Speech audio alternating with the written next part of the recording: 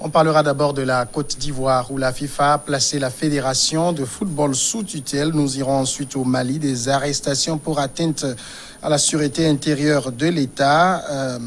En République démocratique du Congo, Félix Tshisekedi courtise à présent les gouverneurs. Et puis le Togo, on fera le point sur le coronavirus. Le nombre de cas actifs passe sous la barre de 200. Voilà pour le menu de ce mardi 29 décembre 2020, dernier mardi de cette année. Pasteur Edo Komi est là pour vivre ce dernier mardi avec nous. Bonsoir, pasteur. Oui, bonsoir Samuel, bonsoir à tous et à tous. C'est un plaisir de vivre ce dernier mardi de l'année 2020, une année qui a été tellement très éprouvée par rapport à la pandémie coronavirus. Je crois quand même que ce n'est pas la grâce de Dieu que nous vivons. Et nous attendons, il reste quelques heures pour que nous puissions rentrer dans 2021. Je crois que la grâce de Dieu va nous permettre d'y rentrer. Et vraiment, c'est une bénédiction. Véritablement. Face une bénédiction. À vous, Dimas Dikodo, également avec nous, directeur de publication de Forum de la Semaine. Bonsoir, Dimas. Bonsoir Samuel, bonsoir Pasteur Edo, bonsoir à toutes celles et à tous ceux qui nous suivent de près ou de loin. C'est une grâce, si on peut le dire ainsi, de pouvoir terminer cette année, étant donné que c'est une année très très secouée par la maladie. Nous avons traversé beaucoup de choses, beaucoup d'épreuves. Au Togo, nous avions commencé par l'élection présidentielle. Dieu merci, tout s'est bien passé. Et après, c'est le corona qui arrive au galop. Et nous avions perdu des proches, nous avions perdu des amis. Je rends un hommage appuyé ici à mon confrère Dominique Aleziou, que nous avions perdu en début d'année, malheureusement par cette maladie. Il était d'ailleurs le premier à être annoncé au Togo comme frappé par cette maladie et donc décédé de cette manière. Ça nous a fait vraiment très mal et donc je lui rends hommage. Il était souvent face au pasteur Edo. Ici, c'était réellement un véritable ami.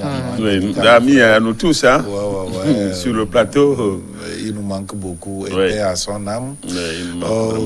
Je profite aussi en même temps pour présenter mes sincères condoléances au confrère David Baini Diagbavi, que j'ai souvent face à moi ici et qui a perdu son enfant avant-hier. L'enfant était enterré hier.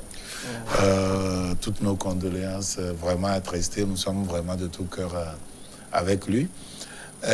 Et en même temps, rendre grâce à Dieu pour tout ce qu'il nous a fait, rendre grâce à Dieu pour la vie de nos familles et appeler encore toute la population à observer les gestes barrières, à prendre soin de nous-mêmes, d'oublier un tout petit peu les restrictions imposées par l'État et de dire que c'est nous-mêmes d'abord, c'est pour notre propre bien, c'est pour notre sécurité, c'est pour notre intégrité physique et donc de veiller à respecter ces gestes, de se les approprier et de veiller à les respecter. Ça on y reviendra, c'est le dernier sujet. En même temps, appeler encore une fois à la vigilance, au respect du code de la route, parce que la route tue. Et malheureusement, le 25, ce qui s'est passé vers Baie, où malheureusement, un jeune homme qui est parti pour acheter des boissons a trouvé la mort avec la tête fracassée suite à un accident. Ce n'est pas bien. Portons les casques si on est sur les motos et veillons à respecter le code de la route. Le code de la route, d'accord. Pasteur Edo, vous de votre côté, vous êtes particulièrement heureux ces temps-ci. Il paraît que vous êtes devenu millionnaire. Je m'attendais à cette question parce que certainement il est question de... Oui, beaucoup de personnes disent que nous sommes devenus millionnaires. D'abord, c'est une grâce. Si on est millionnaire, c'est une grâce pour le moment. Pour le moment, ce n'est pas le cas. Alors, il s'agit du remboursement, des cautionnements et des fonds de financement public pour les élections locales de juin 2019. Vous savez, le code électoral prévoit à ce que quand un parti politique ou une liste fait un certain nombre de scores, par exemple plus de 5%, donc la loi prévoit quand même que les cautionnements et le reste, le reliquat de financement de public, le financement de l'État soit remboursé. Donc c'est ce que nous avions eu il y a quelques jours de cela. De toute façon, c'est de ça que nous parlons. Oui, c'est de ça. C'est de ça. Laisse les explications de côté. On va venir fêter auprès de toi. C'est de ça qu'on parle. Tu as de l'argent. Les gens disent que nous avons de l'argent. Je profite de ce plateau pour dire que pour notre liste, la voix des sans-voix, nous étions seulement dans la commune Golfe 2. Oui. Nous avons eu trois conseillers municipaux. Donc nous avons droit au cautionnement qui s'évalue à 400 000 francs. Donc 20 000 francs pour les hommes et 10 000 francs pour les femmes. Donc ça fait 400 000. Et le reste, les 35%, ce qui reste, le reliquat, ça fait 272 000. Donc voilà ce que nous avons eu. Nous avons eu à publier parce que depuis un certain moment, les médias en parlent, les gens en parlent. Pourquoi les cautionnements ne sont pas remboursés? Donc nous avons estimé que pour cause de transparence, pour besoin de transparence, il faut quand même publier. Donc nous sommes la première liste à publier que ce que nous avons reçu. Et je crois que c'est de bonne guerre. Bon, en fait, de transparence dans la classe politique sur l'argent, on sait ce que ça coûte. Hein? Qu'est-ce que ça coûte? Il faut être transparent. C'est l'argent public, hein? C'est destiné à un groupe. Donc, il faut être transparent. C'est ce que ça coûte. Il faut être transparent. Ça ne coûte pas grand-chose. Ça avait mis en lambeau les tous les partis politiques le font. Hein? Bon, c'est... Hein? Vous avez vu, c'est tout récemment qu'ils ont essayé de le faire et on sait ce qu'il en est résulté. Hein, non, mais qu'est-ce que ça a coûté? Il est normal qu'on rende compte au peuple, qu'on rende compte aux militants. C'est ce que nous avons fait, donc nous le ferons tout le temps. Chaque fois que le président se pose. D'annoncer une demi-vérité et ça les a emportés. Ça a emporté du moins la coalition. Ouais. Ah ouais, c'est ça. Je n'en sais pas grand-chose. Non, tu sais. Je n'en sais pas grand-chose. Ça vous concerne, tu n'en sais pas. Je n'en sais pas grand-chose. D'accord. Alors, on va passer donc à notre premier sujet. Nous parlons de la Côte d'Ivoire où la Fédération ivoirienne de football, la Fédération internationale de football association, a annoncé vendredi le placement sous tutelle de la FIF, la Fédération ivoirienne de football, plongée dans une crise de succession qui sera gérée par un comité de normalisation. Le bureau du conseil de la FIFA a décidé de nommer un comité de normalisation pour la Fédération ivoirienne de football dont les membres seront désignés par la FIFA et la Confédération africaine de football. C'est ce qu'indique l'instance internationale. Dimas Zikodo, un comité de normalisation, c'est quoi exactement? Un comité de normalisation se met en place le plus souvent quand l'instance dirigeante du football d'un pays donné fait face à un blocus, à un blocage de fonctionnement où se trouve en illégitimité compte tenu du fait qu'elle n'a pas pu organiser les élections pour les successions quand le bureau exécutif, le comité exécutif est à terme de son mandat. Et donc, je pense que fondamentalement, c'est sur ça que la FIFA s'est basée, parce que le comité exécutif actuel de la FIF, de la Fédération ivoirienne de football, n'a pas pu organiser les élections pour voir ceux qui ont déjà fait les 2 mandats. Le président Sidi Diallo, qui malheureusement est décédé en novembre dernier, et les autres membres du bureau qui ont pu faire déjà 2 mandats n'ont pas pu organiser les élections pour pouvoir à leur succession. Et donc, la FIFA a décidé de placer le comité sous tutelle en mettant sur pied un comité de normalisation. Ce qui me paraît un tout petit peu abusif, parce que le blocage est né de façon artificielle, parce que Didier Drogba a vu sa candidature refusée pour des raisons bien évidentes, il a saisi la FIFA et la FIFA tout de suite a intervenu pour pouvoir bloquer les choses. Je ne suis pas du tout content parce qu'on ne peut pas se baser sur des relations, sur des popularités qu'on a jouées au sein du football pour pouvoir créer des précédents qui, à mon avis, peuvent se révéler dangereux. Didier Drogba, c'est un intouchable dans le football ivoirien, mais cela ne veut pas dire qu'on doit le placer au-dessus des lois qui régissent le football ivoirien.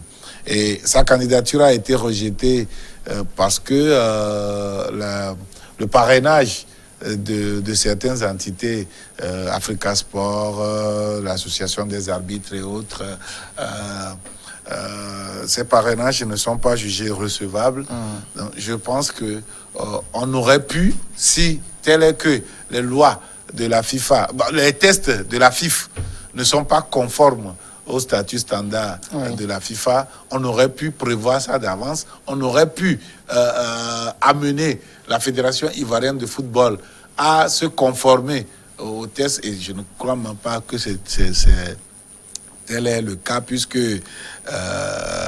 malheureusement, c'est les raisons qui sont avancées de part et d'autre pour pouvoir rejeter, pour pouvoir mettre sous tutelle cette fédération. Une chose est sûre, à mon niveau, je pense qu'il y a eu trafic d'influence en ce qui se passe actuellement en Côte d'Ivoire en matière de football. Alors justement, ce comité de normalisation dit la FIFA gérera les affaires courantes de la fédération et révisera partiellement les statuts et le code de la FIFA afin de garantir leur conformité. Ça veut dire clairement que pour la FIFA, il y a quelque chose qui ne va pas au sein de la FIFA. Vous savez, quand on parle de la FIFA, c'est un véritable groupe de mafia, de personnes, d'influence. Vous savez, il y a de gros sous que les gens engrangent là-bas. Bon, donc, il faut être fort, il faut avoir des relations, et ça, on le voit tout le temps. La FIFA, même quand vous prenez la FIFA par rapport à la CAF, même ce qui est fait au Malgache, c'est comme s'il y a des règlements de compte par rapport à ce qui est arrivé à l'actuel président à l'Est, puisqu'il est devenu président de la CAF. Donc, c'est des relations. Et tout au long, même, vous voyez Michel Platini, il y a beaucoup de cas qu'il faut citer par rapport à ce trafic d'influence là autour de la FIFA. Donc, ce qui arrive, justement, avec le comité de... Le Togo a déjà eu à plusieurs reprises, parce que quand il y a un dysfonctionnement au sein du bureau exécutif de la fédération, et que si surtout que les gens n'arrivent pas à organiser l'assemblée élective du bureau selon les tests, donc la FIFA s'invite et puis met en place un comité de normalisation qui gère la situation jusqu'à l'organisation de nouvelles élections. Dans le cas de la Côte d'Ivoire, je crois que, comme dimanche l'a dit, il n'était même pas question d'un si grand dysfonctionnement à ce que nous sachions. À ce que nous tous nous sachions, c'est le fait que Didier Drogba a saisi l'instance internationale de football pour qu'on puisse lui donner raison et qu'on mette un blocus sur la procédure. Bien, le processus est en cours. Donc, on ne peut pas reprocher à la fédération ivoirienne de football de n'avoir pas organisé à temps l'élection pour qu'un autre bureau puisse se mettre en place. Donc, vraiment, c'est un trafic, c'est arbitraire. Ce qui arrive à la Côte d'Ivoire, c'est arbitraire, mais ce sont les relations qui ont parlé, et c'est dommage. On voit l'intrusion de la FIFA dans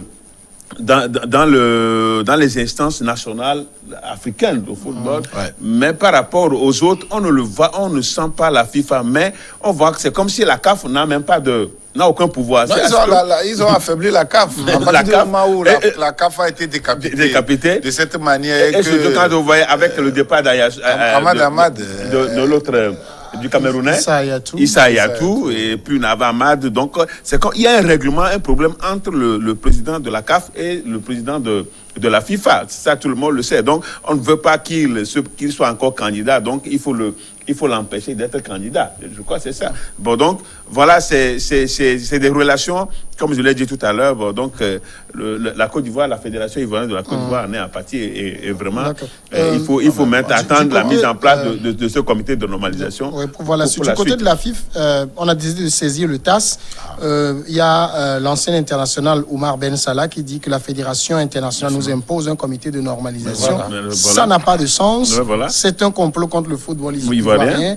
Nous, les acteurs du football, nous ne comprenons rien de cette décision. Ben Salah il n'a pas menti. Il faut saisir le TAS pour faire lever ce comité. Donc, je doute fort que le TAS puisse leur donner des raisons parce que c'est toute une... C'est le prolongement de la... C'est comme c'est le prolongement de la FIFA. C'est très, très difficile si les condamnations peuvent arriver peut-être à des indemnisations. Le TAS est prendre à aller dans ce sens. Mais pour des décisions de la FIFA, des décisions de la FIFA, de principe comme cela, si c'est pris, c'est très, très, très difficile que des entités isolées comme une fédération d'un pays puissent terrasser la FIFA. C'est très difficile. Mais il faut poser l'acte. Il faut marquer cela. Il faut rendre public les arguments qui motivent cette saisine-là et que les gens sachent réellement ce qui ne va pas. Parce que dans de pareils cas, en principe, on nous annonce que c'est en concertation avec la CAF que ce comité est mis sur pied. Mais quelle CAF ? Cette CAF complètement affaiblie. Qui est décapité, qui n'a plus de tête, hein? Oui, on a sauté Ahmad Ahmad. Et puis, Omari Constance Elemani, qui a pris la relève, ne peut qu'être un homme du moins c'est un outil, un instrument de la FIFA pour pouvoir... Parce que cela lui est tombé par-dessus comme cela, quand bien même il nourrissait cette envie, cette ambition d'être président de la CAF, il ne s'y est pas préparé. C'est tombé comme cela, il a pris une relève à laquelle il ne s'y est pas complètement préparé. Et donc, qu'est-ce qu'il peut faire? Il ne peut pas mener une fronde contre la CAF en s'opposant à de pareilles décisions. Mais sincèrement, il faut voir que cette intrusion dans la gestion du football ivoirien par la FIFA, c'est inadmissible. Vous savez, la FIFA, c'est après tout, la FIFA, on peut dire, c'est le regroupement des confédérations de football. Et ces confédérations sont composées des fédérations qui sont des entités d'État au sein de la confédération. Et donc, ils jouissent de leur autonomie, quand bien même leurs statuts doivent être calqués sur le standard FIFA. Ils jouissent quand même d'une autonomie pour mener leurs choses. Mais on voit que au niveau de la FIFA, au niveau de la CAF, on essaie d'écraser les gens. Je revis encore ces moments sombres que le Togo a traversés, où malheureusement, par une mauvaise organisation, on a tiré sur nous. Nous avions été la cible des agresseurs qui ont tiré sur nous, qui ont tué nos compatriotes. Et devant nous, comme ça, moi-même j'étais présent quand on a discuté et quand on a décidé que le Togo, Ayassou disait, non, l'Ivoirien, comment il s'appelle, celui qui est parti, celui qui est... Jacques Anouma. Non, pas Jacques Anouma. Je parle du Camerounais plus. Issa Hayatou. Hayatou disait que nous sommes libres si nous ne pouvons pas continuer. Nous sommes libres de partir. Et juste après, quand on a décidé réellement de partir, parce que quand on a fini, le gouvernement, les envoyés du gouvernement ont discuté avec les joueurs. Les joueurs ont dit que c'est Cheikh qui avait pris la parole d'ailleurs en ce moment pour dire que on ne peut pas avoir des cadavres à la morgue ici et jouer à côté. Et donc nous ne pouvons pas continuer, nous voulons partir. Et la première vague de la délégation est partie quand on est venu convaincre les joueurs derrière de jouer. Et la FIFA, la CAF se base sur ça pour sanctionner le Togo. Il a fallu qu'on saisisse le TAS. Ce qui donne raison au Togo. Voilà qui nous amène à la première pause. On va la marquer tout de suite et on revient après.